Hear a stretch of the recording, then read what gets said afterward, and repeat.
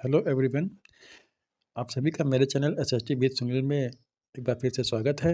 और महत्वपूर्ण प्रश्नों की श्रृंखला जैसे कि चल रही, तो आज हम जानेंगे भारत में राष्ट्रवाद जो चैप्टर है, पार्ट 2 है इतिहास में। तो ये आप लोग एक बात जो है जान लीजिए, इतिहास वाले भाग में सामाजिक विज्ञान में सबसे इम्पॉर्टेंट अगर कोई जो लेसन है आपका, तो वह है भारत में राष्ट्रवाद, नेशनलिज्म इन इंडिया। तो यहाँ से तो बहुत ही ज़्यादा प्रश्न बनते हैं, ऑब्जेक्टिव में भी और जो है शॉर्ट टाइप और लॉन्ग टाइप। अब मैप में भी यहीं से ही पूछा जाता है, तो बहुत ही इम्पोर्टेंट क्वेश्चन है। तो यहाँ से प्रश्न बनते हैं बहुत सारे। तो बात करते हैं हम लोग असहयोग आंदोलन के बारे में आज। तो असहयोग आंदोलन जो कि एक बहुत ही महत्वपूर्ण प्रश्न, ये आप लोगों के प्रश्न पत्र में बन सकता है, तो ध्यान रखिएगा।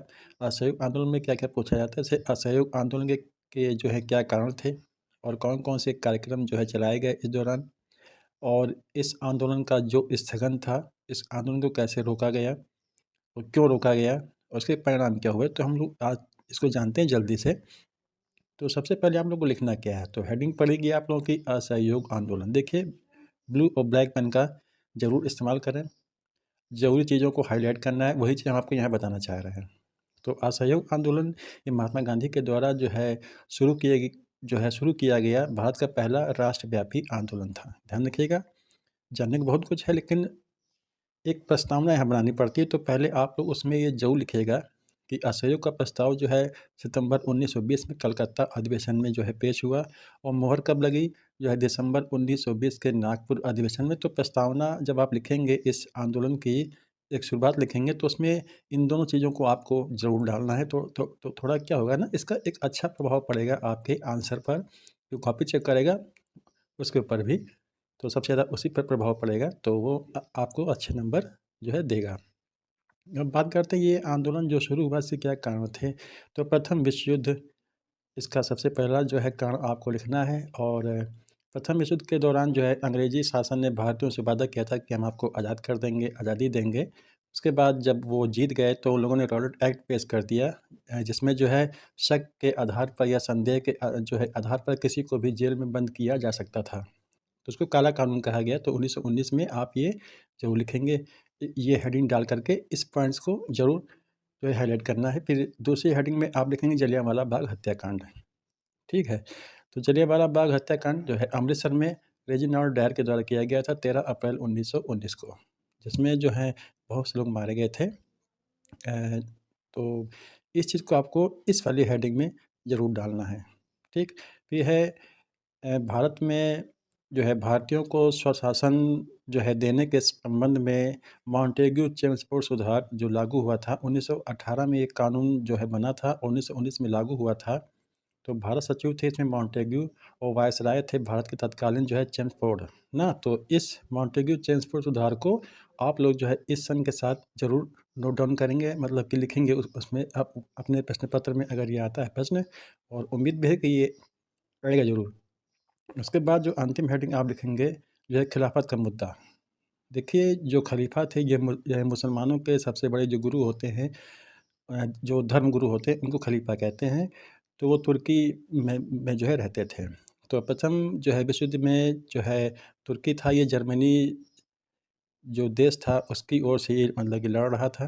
तो बाद में जो है ब्रिटेन ने वहाँ के खलीफा को जो है उन्हीं के देश से जो है निकाल दिया था। तो उसी के विरोध में भारत में भी आंदोलन चल रहा था, मतलब खिलाफत। तो इसके मुख्य नेता थे जो है मोहम्मद अली और शौकत अली। तो इन चीज़ों को आप भी उसमें ज़रूर मेंशन करेंगे, तो इससे आप जो है आपको अच्छा नंबर मिलने की संभावना ज़्यादा रहेगी।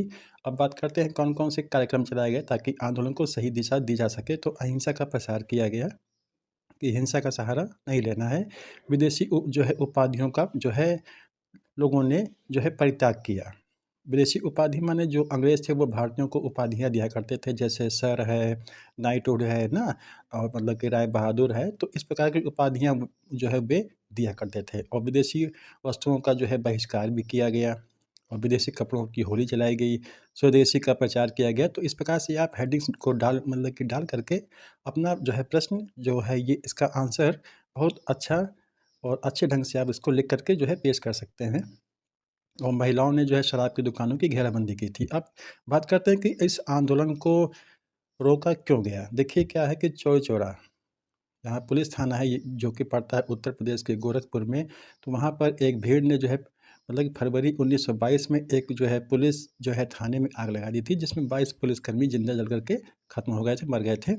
तो इसी घटना से व्यथित होकर महात्मा गांधी ने जो है इस आंदोलन को रोकने का फैसला कर लिया। तो 12 फरवरी 1922 को बारडोली जो है अधिवेशन में ये बैठक बुलाई गई जो है अकस्मात, तो उसमें ये फैसला किया गया कि इस आंदोलन को हम अब रोक देंगे।